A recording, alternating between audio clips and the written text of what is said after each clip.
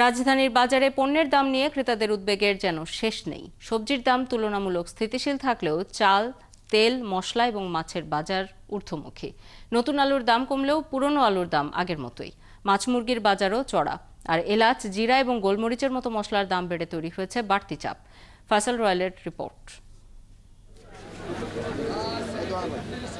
ছুটির দিনের বাজারে শীতকালীন সবজি যেমন বাঁধাকপি, ফুলকপি, শিম ও মূলা তুলনামূলক সস্তা, কিন্তু বেশ চড়া টমেটোর দাম। পেঁয়াজ ও আলুর বাজারে কিছুটা পরিবর্তন লক্ষ্য করা যাচ্ছে। নতুন আলুর দাম প্রতি কেজি 50 টাকায় নেমে এসেছে।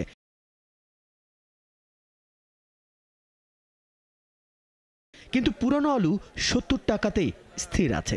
অন্যদিকে পেঁয়াজের কলির কেজিও 50 টাকা। সিম হইলো 30 টাকা, 40 টাকা, তারপরে নতুন আলু হলো 60 টাকা, তারপরে ক্ষীরা হইলো 40 টাকা, গাজর হইলো 60 টাকা, শালগম আছে 40 টাকা, তারপরে টমেটো, দেশি টমেটো 100 টাকা কেজি, জলপাই 80 টাকা কেজি। এই সবজির দাম অনেকটা কমে আসছে। পেঁয়াজের দাম কিনলাম 60 টাকা কেজি, তারপরে ধরেন কফি 25-30 টাকা দাম, এখন অনেকটা কমে আসছে যে ধীরে ধীরে। সব কিছু বাড়তি।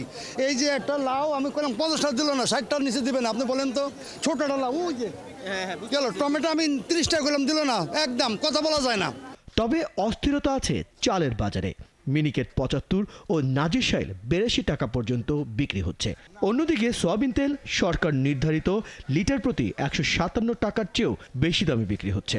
ঊর্ধ্বগতি আছে মশলার বাজারেও। এখানে এলাচ, জিরা ও লবঙ্গের দাম অনেকটাই চড়া। গতকালকা 100-150 টাকা চালের প্রতি বেশি।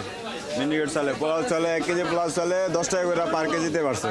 8 টাকা করে লিটারে, 40 টাকা বাড়ছে 5 লিটারে। মশলা শুধু এলাচের দামটা অনেক বেশি। মাছের বাজারেও ক্রেতারা হতাশ। রুই 450 টাকা আর কাতল 480 টাকায় বিক্রি হচ্ছে। দেশি কই ও শিং মাছের দাম 1000 টাকার উপরে। ফলে ক্রেতারা মনে করছেন মাছ এখন মধ্যবিত্তের বিলাসিতা। ইলিশ মাছটাই দামটা একটু বেশি, দামটা বেশি লেগে কোনো কাস্টমার নেই। অন্য অন্য নদী নালার মাছ আবার দাম কম। যেমন 1 কেজি 1.5 কেজি ওজনের রুই আইর মাছ 600 টাকা কেজি। রুই মাছ কিনলাম 400 টাকা কেজি, শিং কিনলাম 400। গত সপ্তাহ যেরকম ওই রকমই পাইছি। দামের এই ঊর্ধ্বগতি সাধারণ মানুষের জীবনযাত্রার উপর নেতিবাচক প্রভাব ফেলছে, এটাই ভাবছেন ক্রেতারা। স্থিতিশীল বাজার নিশ্চিতে প্রয়োজনীয় ও কার্যকর পদক্ষেপের তাগিদ দিলেন তারা। ফয়সাল রয়েল, 71, ঢাকা।